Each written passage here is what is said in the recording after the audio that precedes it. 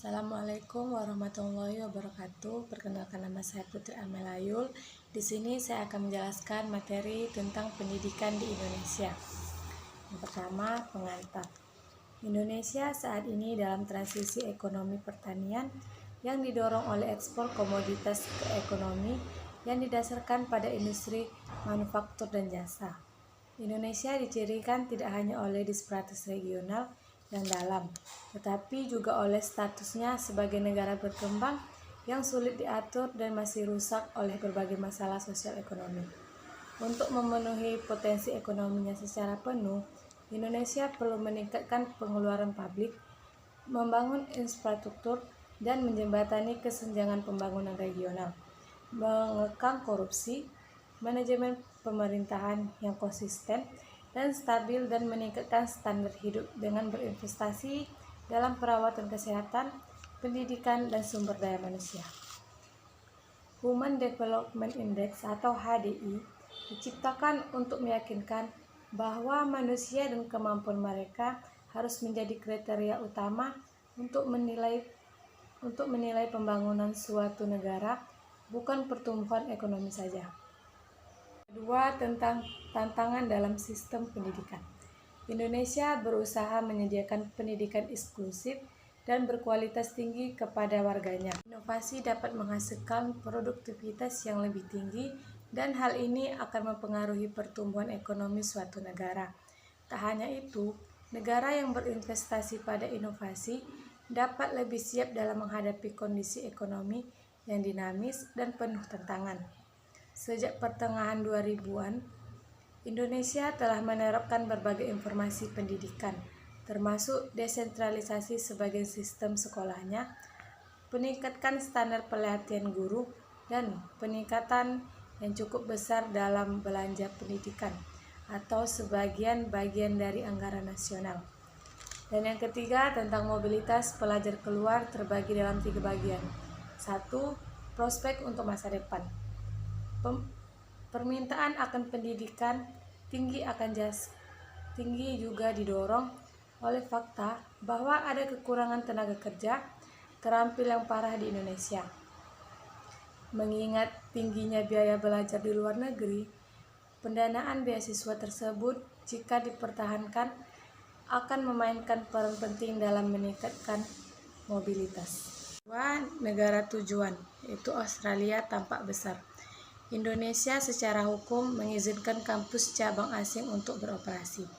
Ketiga, negara tujuan lainnya.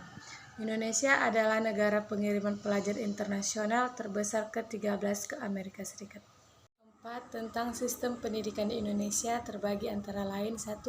Administrasi sistem pendidikan. Walaupun Indonesia secara formal adalah Republik Kesatuan yang terpusat, Indonesia secara efektif merupakan negara kuasi federal yang memberikan tingkat otonomi yang cukup besar kepada provinsi seperti Aceh, Sumatera, Ibu Kota Jakarta, Jawa, Daerah Istimewa Yogyakarta, Jawa, Papua, dan Papua Barat. Secara keseluruhan ada 34 provinsi yang terbagi lagi menjadi ribuan kabupaten, kecamatan, kota, dan lebih dari 75.000 desa. Kedua, pendidikan dasar. Pendidikan wajib diberikan secara cuma-cuma untuk pendidikan dasar 6 tahun dan pendidikan menengah pertama 3 tahun. Sebelum pendidikan dasar, anak-anak dapat menghadiri persekolahan non-wajib yang ditawarkan oleh taman kanak-kanak swasta dan pusat penitipan anak, serta penyediaan pendidikan anak usia dini. Ketiga, pendidikan menengah pertama. Pendidikan menengah pertama berlangsung selama 3 tahun dan diakhiri dengan pemberian sertifikat kelulusan sekolah menengah pertama atau SMP. Dan yang keempat, pendidikan menengah atas umum. Pendidikan menengah atas saat ini wajib atau gratis berlangsung dengan 3 tahun, dari kelas 10 hingga kelas 12. Kurikulum saat ini kurang menekankan pada hafalan dan ujian dibandingkan inkrasi sebelumnya. Dan yang kelima, pendidikan menengah atas kejuruan. Pendidikan dan pelatihan teknik dan kejuruan berlangsung dalam sistem sekolah formal maupun informal dalam magang. Program pelatihan berbasis kerja lainnya atau program pelatihan di Balai Latihan Kerja dan Keterampilan Pemerintah atau BLK. Dan yang keenam, pendidikan lanjutan. Seperti sistem sekolah menengahnya, sistem pendidikan tinggi di Indonesia bersifat biner.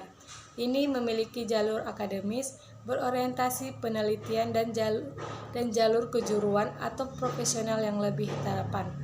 Kerangka kualifikasi negara yang dibentuk pada tahun 2012 untuk memfasilitasi mobilitas antara program akademik dan pengakuan pembelajaran sebelumnya, menggambarkan subsistem yang berbeda dan bagaimana subsistem tersebut terkait.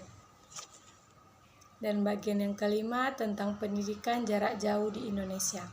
Pendidikan jarak jauh merupakan sarana efektif pendidikan di daerah terpencil.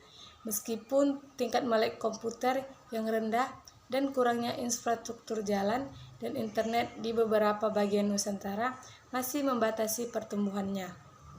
Dan yang keenam tentang jaminan kualitas dan akreditasi.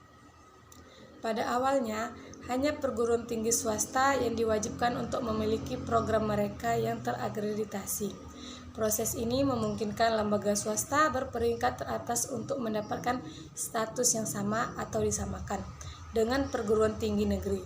Sementara siswa dalam program berperingkat lebih rendah diharuskan mengikuti ujian negara bagian eksternal untuk lulus. Dan yang ketujuh tentang belanja pendidikan. Anggaran pendidikan wajib 20% dari keseluruhan anggaran pemerintah, sebagaimana diamanatkan dalam Undang-Undang Dasar. Namun, secara keseluruhan, belanja pendidikan di Indonesia masih tergolong rendah menurut standar regional. Sekian dari materi pendidikan di Indonesia, lebih dan kurang saya mohon maaf, dan saya akhiri dengan billahi fisabilil haq, fastabiqul khairat, wassalamualaikum warahmatullahi wabarakatuh.